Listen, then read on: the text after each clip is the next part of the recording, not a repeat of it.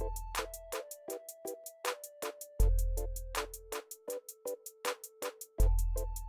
guys, welcome to my channel. I'm Emma. This week I want to talk about something that's been on my mind all week. I posted on Instagram earlier this week a photo of my current condition with quite flattering light, so I looked quite lean. And I got a lot of comments, complimenting me on my condition, saying I look great, and that was really nice, and I'm not saying that wasn't a bad thing, but I got a lot more engagement on this post than I have for the last, I don't know, since when the algorithm changed. Instead of averaging 90 likes, this post got over 600 in 2 days. Now, during this time, I also got a lot of messages, people saying, I'm busting my ass in the gym, I'm eating well, but I'm not seeing, how do I get to where you are? And I appreciate, people finally recognize the hard work, but the real answer is, yeah, you've got to train hard and you've got to eat well, but then you've got to do that consistently for the next 3 to 5 years to get where I am. I think it's easily forgotten when we see a snapshot in time and we feel like we're working super hard but we're not getting the results we want. This video I'm going to be telling you about all the sacrifices that you have to make to get to that point of looking like you actually work out, because that's where we all want to get. I used to want to get to that. I remember being on the treadmill warming up and seeing a woman walk past with these great big lats, these big strong shoulders, big strong legs, and I thought, I want to be like her. Now, I started training a number of years ago. I used to cycle a lot to and from school, which was about 7 miles each way, so it's about 14 miles a day, 5 days a week. I also used to ride horses a lot, which I still do. I then got a little bit into my running. Then I got into outdoor boot camps and I did them consistently for about a year. I was going 4 days a week, I was running twice a week. And eventually, due to a career change, I had to join my first commercial gym. And I was terrified. I remember being very scared about walking into this great big warehouse full of grunting men and weights.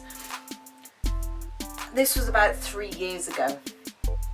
And when I started, I was doing like a bodybuilding type split. I was training 4 to 5 days a week and I was running twice a week because at the time I was training for half marathons and 10Ks.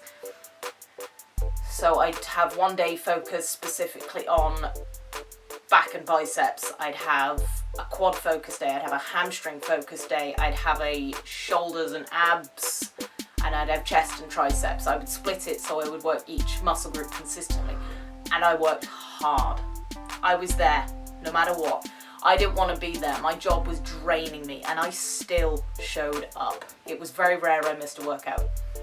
One day, while I was training squats and lamenting because I couldn't hit depth, assuming that the gods just had made me in such a way that I couldn't do it, I started talking to a guy who was a powerlifter and he knew quite a lot about technique. He fixed my squats so I, for the first time ever, hit full depth. And then he helped me along and taught me how to deadlift properly. And I remember the first time I deadlifted 100 kilos. It was my end of year goal and it was only July when I hit this goal. And I felt unstoppable. And I remember that feeling of thinking, oh my God, I'm stronger than I thought. The bar still moved. And I built that confidence. And from there, my training began to focus more on strength and power, not the look. I ignored the aesthetics of things.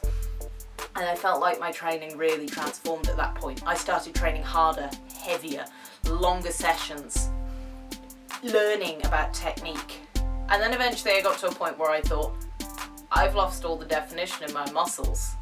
I'm a little bit squishy. And I tried, your low carb and what else did I try? I tried low carb. I couldn't do intermittent fasting because I was too active and it would have messed me up. I wouldn't have been able to cope. And I didn't really know a lot about diet. So then I looked into If It Fits Your Macros. I have a video about that. I'll link it in the description for you. So I did my first cut summer last year. And I got leaner and leaner and leaner. And I didn't see it. I was just focused on the fact that I was lean enough, but I could get leaner and I didn't want to put on weight. And it was not a healthy place for me. And then gradually the weight came back on after Christmas, we went on holiday, and I couldn't seem to get a hold of my eating. I did small of, I battered myself through that, and that's not for the faint of heart. I've written a blog about that, link in the description.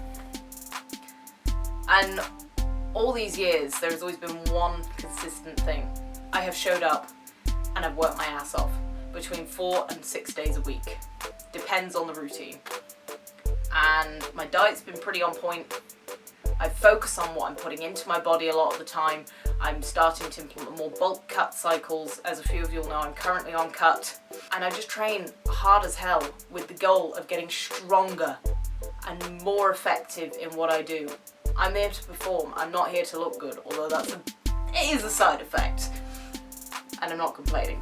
But all these years, I've sacrificed a lot.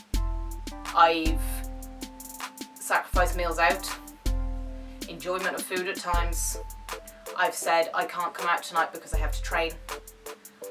I've put in hours and hours of every single day. My average training session is about 2 hours long. And then you add on the transport, it's an extra half, and that's 2.5 hours at my day. Every single day I plan to train. At the moment it's 5 days a week. And I show up. I work hard. I don't complain.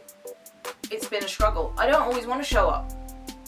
Like, half of my training sessions, I don't want to be there, but I still turn up, and eventually it's like, actually this isn't so bad. You've just got to make it a habit for years, and then eventually the results will come. It takes a lot of work to build muscle. It does. It takes years to do it because the body doesn't want to build all that muscle. It takes a lot of energy. Naturally, we don't want to burn energy because we're always aiming primitively to survive, and we're in such a comfortable environment where we can do that now. So you've got to peel your ass off the sofa, and you've got to take yourself to the gym, write out a program so you know what you're doing. You can't just mess about and go, oh, I feel tired now. You go and you hammer yourself. I've been driven all these years. It's a drive that's within me. It's something I can't get out of my head. I have to do it. It's a compulsion. Now, if you want to look like that person on Instagram, good for you. But you've got to remember, they've been doing it for years. And you're only just starting. Keep that in mind. You've got to sacrifice a lot. You've got to grind and grind and grind and grind to get your physique to the level that you want it to be. Don't allow yourself to lose yourself along the way, but keep fueling that fire. Keep pushing. Don't give up. If you want to get to the state some of these elite bodybuilders are at, you've got 10 years ahead of you. So start sooner rather than later if that's your goal. It's not everyone's goal. Some people, we just want to work hard and get strong as hell. That's my little rant over. I needed to get it out of the system because it's been driving me nuts. Because the amount of people say, how do I look like you? How do I get to that stage? Every time I say it's hard work for years and years of hard work. That's all it is. Until next time, guys, stay strong.